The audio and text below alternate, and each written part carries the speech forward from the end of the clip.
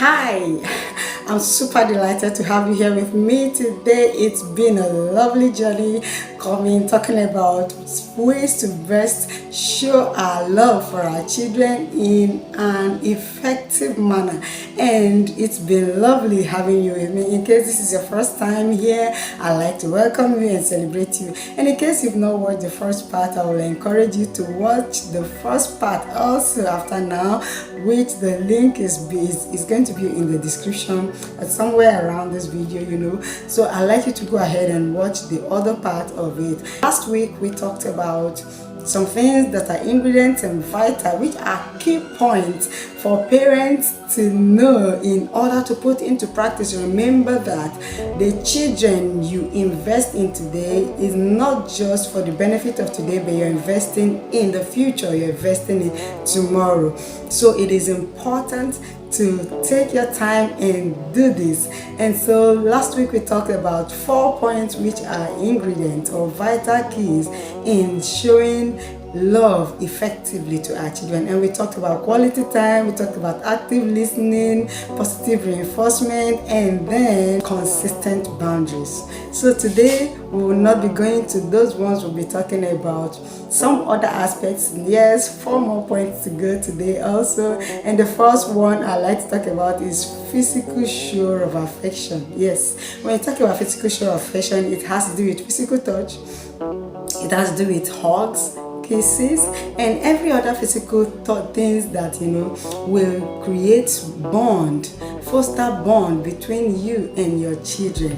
It is important because children get the feeling of love from these touches we talk about. It goes a long way, and as you do that, they reciprocate back to you, and it gives them an assurance that my parents love me. Why? Because the way they touch me, they kiss me, they play with me and all of that, and so it is very important. So I like to say that showing your children physical affection may include hugs, kisses, and all other forms of physical affections, which strengthens emotional bonds between you and your kids.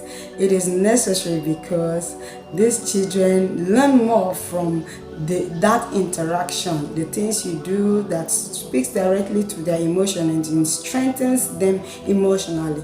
So when you do this, you must also ensure that it is age appropriate and it is welcomed by the children. It has to be the one that they love and welcome. Another aspect of this is the need for you to support their interests and talents. When any parent supports the interests and the talents of the children and encourage them to do what they're interested in, it will go a long way to create that sense of love from the parents to the children. But I need you to understand that in this aspect of encouraging and supporting the interests and talents of your children, you must watch out to be sure that it is the positive things that has the capacity of bringing out the best in them and making them who they are wired to be that you encourage them to do. Remember that any child left to himself or herself grows wild. The Bible speaking saying foolishness abides in the heart of children, but the correction of adults, the correction of the parents, the proper guidance of the parents will help them to get the best out of life. And that's why it says train up a child in the way he should go, and when that child is old, you will never depart from it. So you have that responsibility of teaching them and supporting them, their hobbies, their interests, and their talents to become whatever they desire to be. Guide it, encourage where necessary, and the ones that are not good at all, the ones that you see that have negative traits, negative effect, and the end result is going to be something that will not bring out the best in your child. You make sure that you discourage those ones. Your responsibility is to teach, guide, and encourage them to be the best that God has made them to be. And remember that as you're doing all of this, do not forget to celebrate every achievement they make along the way. It could be big, it could be small, No matter what it is, no matter how the achievement is, small or big, all the little wins, remember to encourage them. Remember to celebrate it, because it acts as the booster that makes them to want to do more and be better and do better. Now, we're going to be talking about the fourth part in this video, in this part of the video, making it the number 8 key point on how to effectively love our children, and that is the aspect that I would not want you to take for granted at all. That is the need for you to be a role model. Yes. What is that you want your child to be? Do you want your child to be the best version of themselves or the best version of you? You know, there are some persons who are not proud of who they are, and they will not want their children to be that person that they are. But do you know that that person you are not and you want your child to be, it is possible for you to begin to live that life? My general overseer in the person of Dr. Cosmos Idechukwu will always say, be the change you want to see.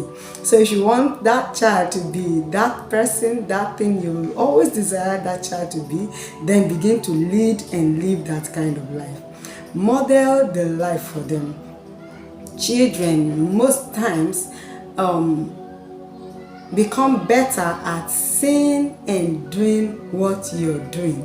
So you are the first teacher, you are the first model, you are the first example of the kind of life.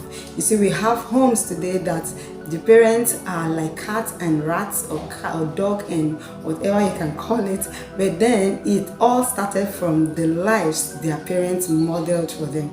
If you want your children to be children who live in a life of integrity, you want them to be well-mannered, well-cultured, you want them to be children who will stand by their words, children who are respectful and disciplined. Whatever you want your children to be, begin to lead that life. Make sure to be that person you want your children to be proud of.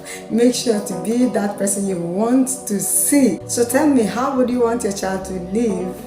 Do you want a child to be responsible? Do you want a child to be great? Do you want a child to be well-mannered? Then begin to lead that life. Be the example. Let your life do the teaching, not just your mouth alone. Remember that as you're training up the child, it is not just today you're raising generations yet unborn. Thank you for coming again. I love you, I celebrate you, and you are valued. Till I come your way again, see you soon.